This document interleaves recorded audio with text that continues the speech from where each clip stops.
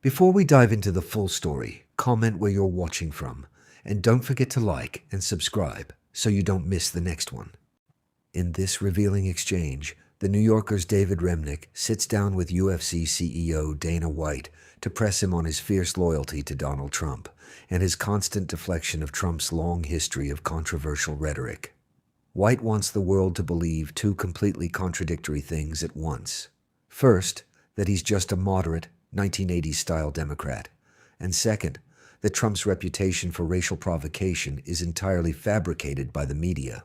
Watch closely as Remnick calmly corners White on real-world examples, leaving the fight promoter scrambling for excuses, pleading complete ignorance, and pulling out bizarre defenses to protect his high-powered friendship.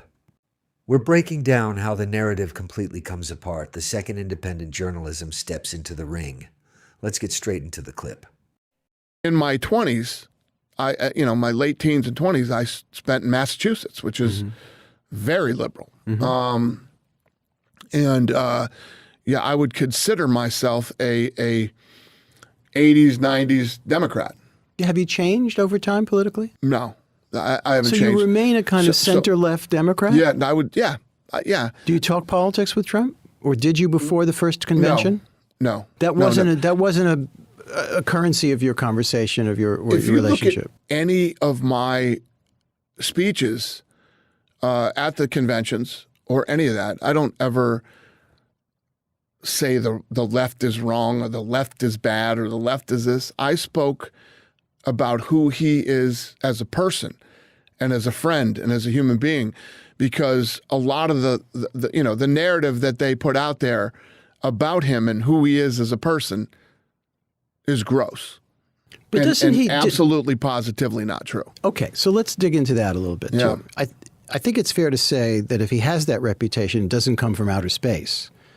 Oh, it does. It comes from politics. That's where it comes from. But doesn't it come from some of his rhetoric and some of his way of treating people and talking about people? And no, I think that, listen, did I wish that back in the day he'd stay off Twitter a little bit more and things like, listen, he's a tough guy and he's not afraid to give his opinion, but he's been talking about politics since he was young. I mean, if you look back at him, but these things that he's a racist and he's a Nazi and he's this and that.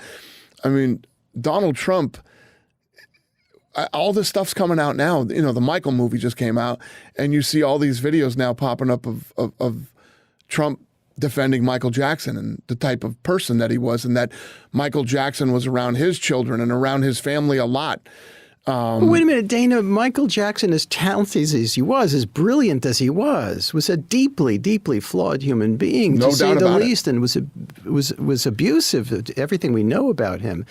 He was abusive? Kids. Yes, it's terrible. I don't know if that's true.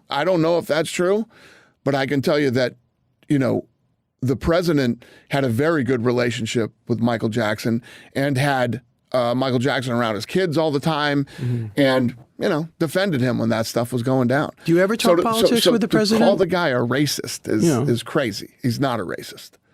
Well, look, I don't want to go on endlessly about Donald Trump because, then that's all we'll do.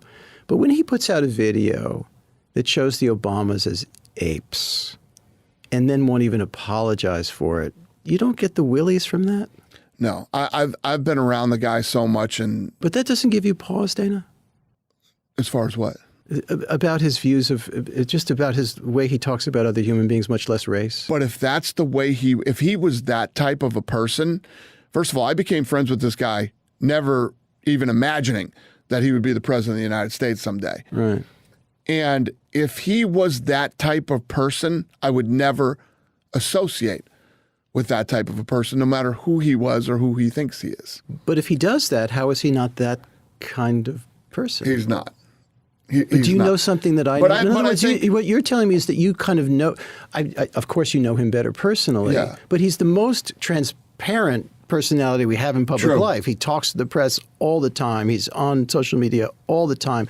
It seems sometimes there's nothing that we don't know about him. Very true. So he's almost as apparent to me as he is to you. And I don't know about the Obama thing to speak to speak on it. I've never seen it. I didn't know that, but I can tell you this: he's not a racist. He's not a fascist. He loves this country, and if you're an American, race, religion, whatever it is, President Trump is on your team. That I guarantee.